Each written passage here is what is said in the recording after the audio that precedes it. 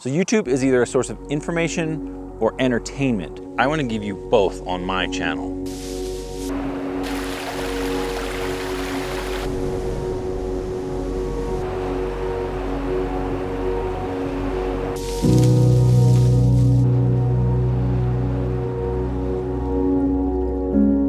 So you want to start filming your adventures. You want to get out, you just want to film, you want to throw it on YouTube for building your channel or just for friends and family to see. I'm going to take you through all the basic steps, how to do that, how to get started, what you need to do in preparation to film your adventures. I am a cheerleader for those of you who are wanting to start a YouTube channel and just need that extra push. I have said over and over, just do it. And so many other YouTubers, you know, give the encouragement, just get out and start shooting. And that is the biggest key. That's the number one thing, just get out and start shooting. Just today, I was kind of debating if I even wanted to come out and shoot. What it comes down to is, if I didn't now, I probably wouldn't. I would be lazy and I'd stay at home and watch movies or watch other YouTube videos. Just get out and shoot. Start now and start developing your content. Thank you for watching this video. I want to give a quick call out to any collaborators in the Reno, Tahoe, Central, Northern California region. I would love to connect with you and do some videos. If you are an outdoors person, a filming person, a YouTube person, I would love to do a collaborative project with you. Hit me up. Go to my business contact under YouTube, get my email, and I would love to chat with you about some options.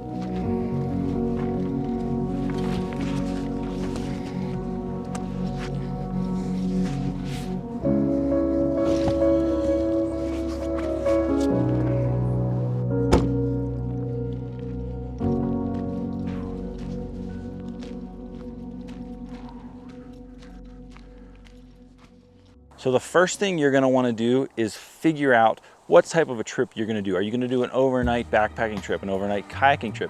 Are you going to do a multi-night backpacking trip or kayaking trip? Are you going to go car camping? Are you going to do your rooftop tent? Figure out which type of trip you want to do first. That has everything to do with the gear that you take, the amount of gear that you take, the weight that you're packing in, packing out, dry bags, etc. Figure out the type of trip you want to take first. So once you figure out the type of trip you want to do, and of course that's going to be relative to your geography, to your location, if you're in the mountains, if you're near the ocean, if you're near a lake, etc. Once you figure out the type of trip you want to do, your next step is to scout out locations and all of the logistics that come with that. Meaning, you know, some places you may need to carry water in, some places you may not. You need to figure out tree coverage, you need to figure out weather, you need to figure out average temperatures overnight and during the day. You need to figure out the difficulty of the trail you're going to take or the paddle, how long it is. You need to figure out where can you park your car if you're going to a national forest. Is there a trailhead that you can park your car at overnight? Do you need a permit to park there? Do you need a permit to be in that backcountry? You need to figure out all these logistics before you can figure out your gear and how you're going to film.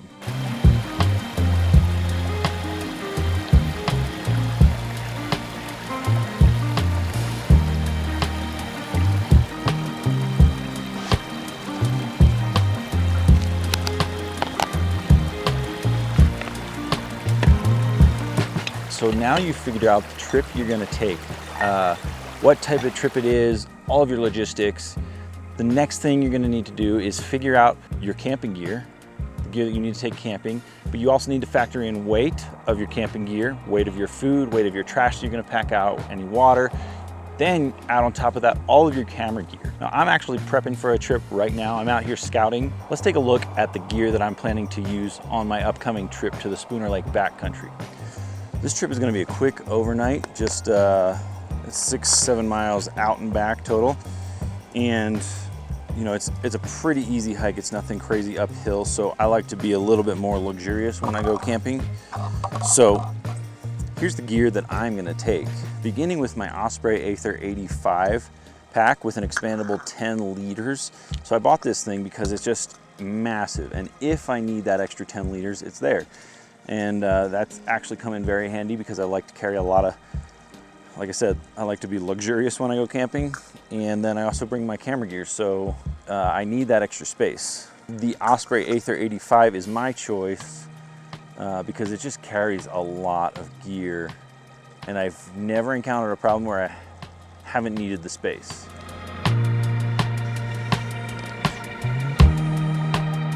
Oh boy.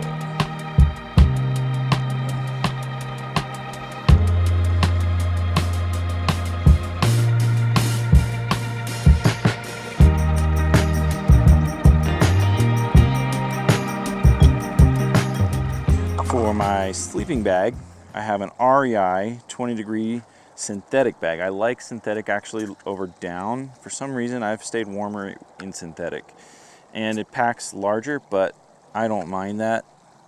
It packs larger and heavier. Like I said, I sleep better in it. So next up is my sleeping pad is the NEMO COSMO Air down insulated sleeping pad. I have not had a single, I've been cold a few times, but I haven't had any problems. I've never had a leak. I've had this thing probably for 5 years, which most of you, if you've had a sleeping pad, you know that that's a pretty solid run for a sleeping pad to not get any sort of a leak or a hole. It's been pretty impressive, and it packs really small, about the size of my Nalgene bottle. I scraped up my leg, my foot.